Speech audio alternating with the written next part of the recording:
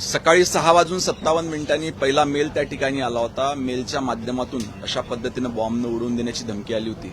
परंतु पोलीस प्रशासन हे सजग असल्यामुळे त्या ठिकाणी तातडीनं त्याची दखल घेण्यात आली आणि संपूर्ण चौकशी करण्यात आली. आता कोणीही त्या ठिकाणी भीती बाळगण्याचं कुठलंही कारण नाही. जवळजवळ तपासणी त्या ठिकाणी पूर्ण झालेली आहे. विधान भवन असो किंवा हायकोर्ट असो आणि बॉम्बे स्टॉक एक्सचेंज अशा काही ठिकाणी देखील मेल त्या ठिकाणी आलेले होते. परंतु तपासाअंती त्या ठिकाणी हा मेल खोटी असल्याची प्राथमिक माहिती त्या ठिकाणी आहे. सर, नेमकं वारंवार अशा पद्धतीचा खरं तर मेल येताना पाहायला मिळतं. या अगोदर देखील अशा पद्धतीचं हायकोर्टानं उडवून देण्याच्या धमक्या आल्या होत्या. त्यामुळे कुठेतरी हे होतं. जेव्हा एखाद्या देशामध्ये किंवा राज्यामध्ये शांततेनं ते देश किंवा राज्य चालत असतं, तर अशा वेळेस तिथल्या नागरिकांना तिथलं प्रशासन डिस्टर्ब करण्याचा प्रयत्न काही संघटनांच्या माध्यमातून होत असतो, काही विकृत व्यक्तींच्या माध्यमातून होत असतो. परंतु आपला देश आणि आपलं राज्य पूर्णपणे सन्माननीय पंतप्रधान नरेंद्रजी मोदी यांच्या नेतृत्वात सुरक्षित आहे.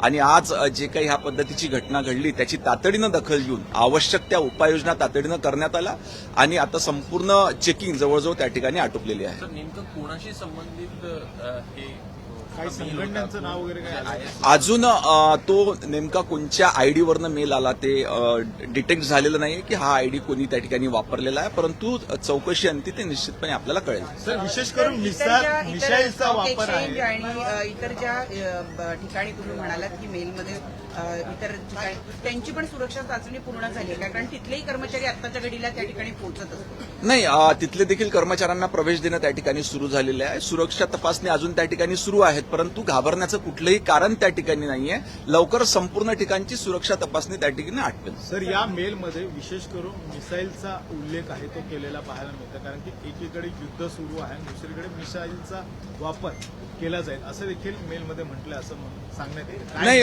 वेगवेगळ्या पद्धतीनं धमकी देण्याचा प्रयत्न त्या ठिकाणी असतो, परंतु सर्व सुरक्षितता त्या ठिकाणी शासनाच्या वतीनं प्रशासनाच्या वतीनं बाळगण्यात आलेली आहे. योगायोगानं आता दुसऱ्या आखाती देशांमध्ये युद्ध सुरू असल्यामुळे तशा पद्धतीची भाषा त्या ठिकाणी वापरण्यात आली असेल. परंतु आज तपासणी अंती हे लक्षात आलेलं आहे की हा मेल त्या ठिकाणी खरा नसून खोटा आहे आणि तपासणी जवळजवळ त्या ठिकाणी आटोपलेली आहे. माझं पुन्हा एकदा नागरिकांना आव्हान आहे की कुठली भीती त्या ठिकाणी बाळगू नये. कर्मचाऱ्यांनी देखील आपण रुटीन काम या ठिकाणी सुरू केलेलं आहे. हिंदी में बता दीजिए सर कि मेल आया हुआ है और बताया गया है कि विधान भवन सहित मुंबई के जो 4 प्रमुख जगह है उनको बम से उड़ाया जाएगा. क्या अब तक जानकारी?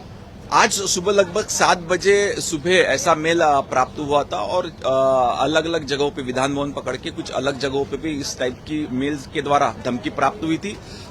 प्रशासन ने पुलिस प्रशासन ने उस पर दखल ली और पूरी इंक्वायरी पूरा चेकअप वहां पे लगभग हो गया है और आखिर में ऐसा पता चल रहा है कि ये मेल शायद खोटा हो. मेल किसके तरफ से भेजा गया था, किस आईडी का इस्तेमाल किया गया था, उसको लेकर कुछ जानकारी मिल पाई है? अभी तक उस अंतिम डिटेक्शन पे हम लोग पहुंचे नहीं है, पर जरूर इसका पता लग जाएगा.